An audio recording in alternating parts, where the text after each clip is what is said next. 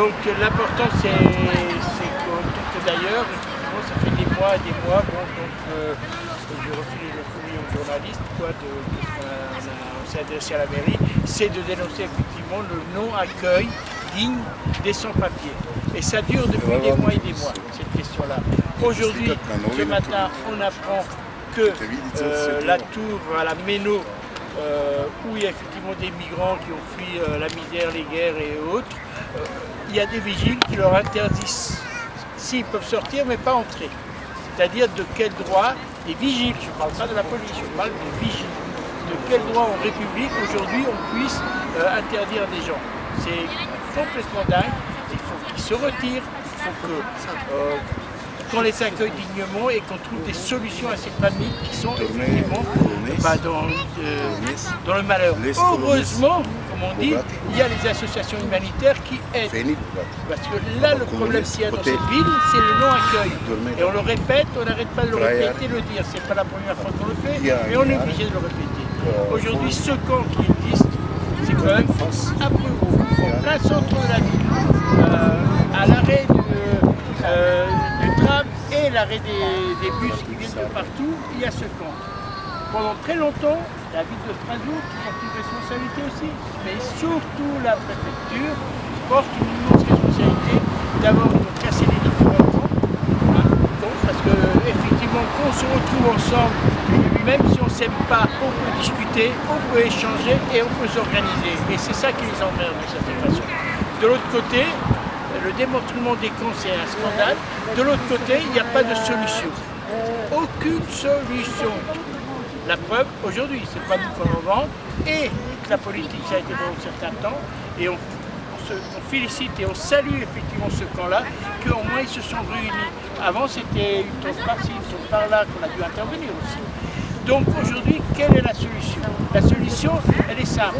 Simple, non, mais les politiques aussi. C'est une question politique de, effectivement, Macron et compagnie, toute la politique qu'ils mettent sur la question migrante et compagnie.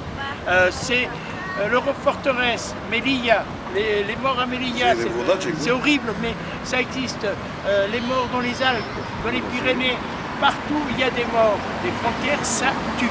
Bon, ça c'est le discours général, mais le discours local aujourd'hui dans cette ville, c'est de dire qu'est-ce qu'on fait concrètement. Et on interpelle la préfecture. D'un côté, comme je vous disais tout à l'heure, c'est 1000 chambres qui sont supprimées dans les hôtels, 1000 personnes qui vont se retrouver dans la rue, qui vont se retrouver cachées, parce que les flics, ils sont là. Hein, et on les emmerde, quoi. Hein. C'est-à-dire qu'effectivement, il y a une pression sur les familles, une pression. Les gens qui sont malades, ici, quand le camp s'est ouvert, il fait 2 mois, à peu près, il y a une dame qui est tombée dans les pommes. Bon, problème, elle avait le diabète, ok, mais pas de soins. Ici même, aujourd'hui, il n'y a pas de toilette, il n'y a pas de douche, il n'y a rien. Hein. Heureusement, encore une fois, et on félicite et on soutient les associations humanitaires qui viennent pour ramener à manger ou d'autres. Donc, les seules toilettes que la ville va nous dire, mais il y a des toilettes quand même. C'est quoi ça? Vous y allez, je vous conseille d'y aller voir. Un certain nombre sont fermés et effectivement c'est pour les touristes, quoi. Bon. Mais bon, ils auraient pu au moins installer. Le minimum, c'est installer effectivement pour que les gens dans la dignité puissent vivre. Deuxièmement, il y a une responsabilité. Préfecture, on est tout à fait d'accord avec la mairie de Strasbourg de dire la préfecture. Il y a, bon, comme je disais tout à l'heure, une lettre du député élu directeur Emmanuel Fernandez qui est sortie aujourd'hui. Bon, non mais on ne fait pas la pub, mais c'est dans le bon sens et c'est important dans le bon sens. Tous unis contre. Et ensuite, la ville de Strasbourg, elle peut réquisitionner les logements vides. Qu'est-ce qu'on dit depuis des mois, des années, hein, on commence à fatiguer, nous. Hein. Ils peuvent réquisitionner des logements vides, apporter une aide, apporter une réelle aide, que ce soit au niveau sanitaire, que ce soit au niveau juridique, que ce soit tout. C'est le rôle d'une ville de gauche.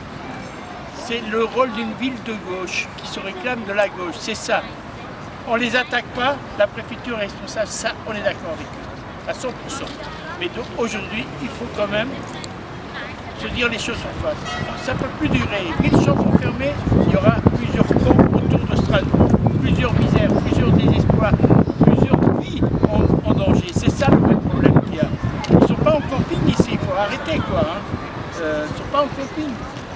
En camping, bah, on se repose, il y a la mer, mais c'est pas Laurent peut-être. Bon, bref, voilà. Mais je crois qu'aujourd'hui, voilà, c'est ça. Je vais laisser la parole au camarade Miguel, quoi. Et ensuite, si la camarade vivante veut intervenir, le camarade eurodéputé. On le remercie qui a fait un effort parce que son député de venir et effectivement, il est du côté social, quoi, voilà.